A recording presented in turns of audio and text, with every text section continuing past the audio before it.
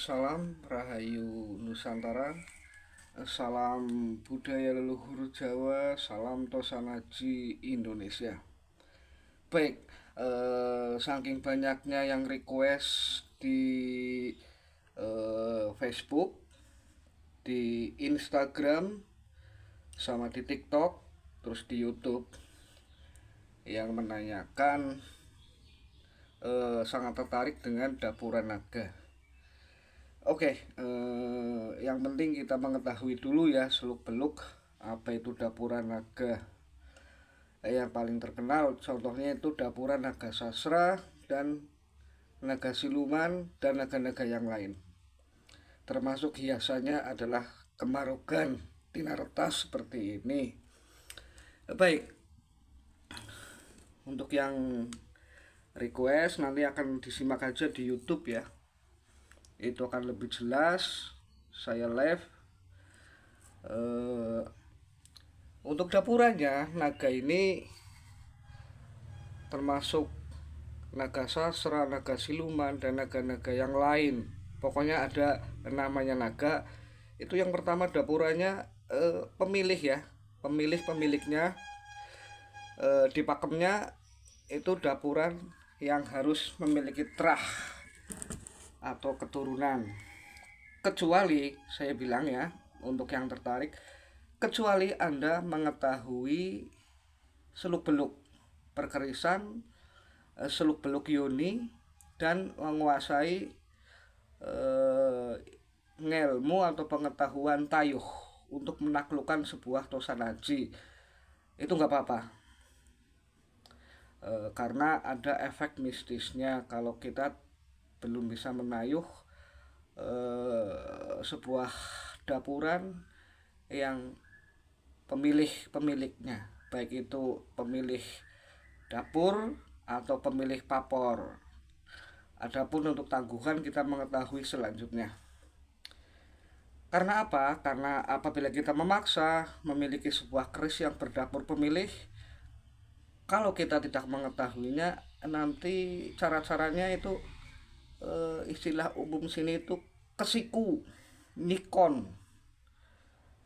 Tapi kalau Anda mengetahui cara-caranya, kayaknya Anda tidak ketersiku atau nikon. Apa itu kesiku? Nanti akan saya jelaskan di video saya yang berikutnya. Oke, kaula muda, salah satu contohnya seperti ini. Ini dapuran naga kemarogan ya. Naga sasra juga, naga siluman, naga tapa, naga gini, naga tembini. Dapurannya itu sangat pemilih. Seperti itu. Kecuali Anda harus mengetahui ilmu tayuh, pengetahuan tayuh, insya Allah bisa ditanggulangi mengenai dapuran pemilih, karena Anda mengetahui penayuhan atau ilmu tayuh pusaka. Karena pusaka itu harus disinkronkan antara energi pamor, energi dapuran, dan energi ik. Kalau orang umum bilang hodam. Itu harus rumus. Kalau mau miagem, kecuali Anda hanya hiasan semata-mata tidak apa-apa, tapi kan ini ruang lingkup sebuah dunia tosanaji. Otomatis kita harus belajar banyak, harus mengetahui dunia yang meliputinya. Termasuk yang terakhir yang paling berat adalah ngilmu tayuh, seperti itu. Oke Rahayu, hanya seperti itu. Nanti kalau perlu diperhatikan, apabila dapuran-dapuran tertentu, pamor-pamor tertentu, kita tidak mengetahui cara membersihkan gula mentah, tidak mengetahui nayuhnya, akan ada efek namanya lambat laun. Itu namanya apa yang disebut dengan orang Jawa bilang kesiku atau nikon. Mungkin hanya seperti itu nggih. Jadi kita untuk bagi yang pemula, hindari dulu pamor-pamor yang berat, hindari dulu dapuran-dapuran yang berat.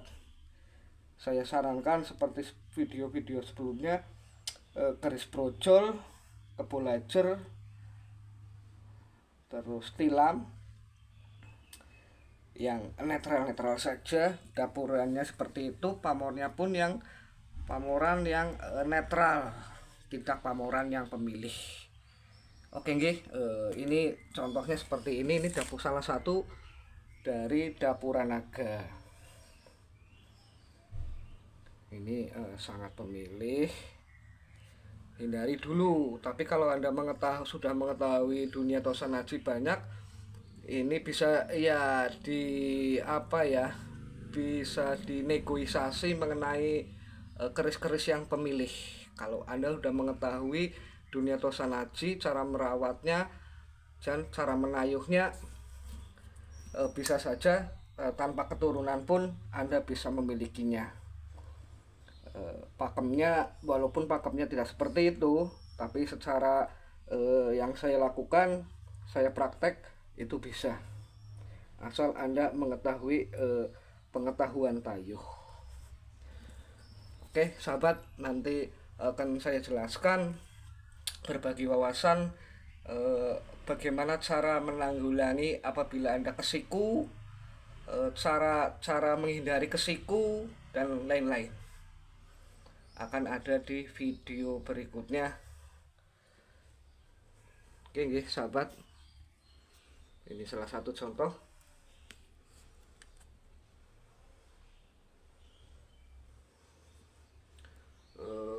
yang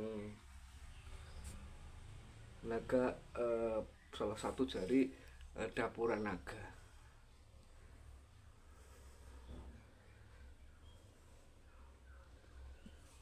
Oke sahabat kaula muda, salam sejahtera, rahayu.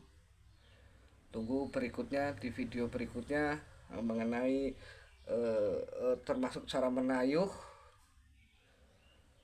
sebuah pusaka. Dan saya gratis saya beberkan cara-caranya. Jadi yang perlu hati-hati, untuk yang pemula hindari dulu untuk pamor-pamor yang memilih. Oke sahabat Nusantara, rahayu, salam sejahtera, Aan Jau.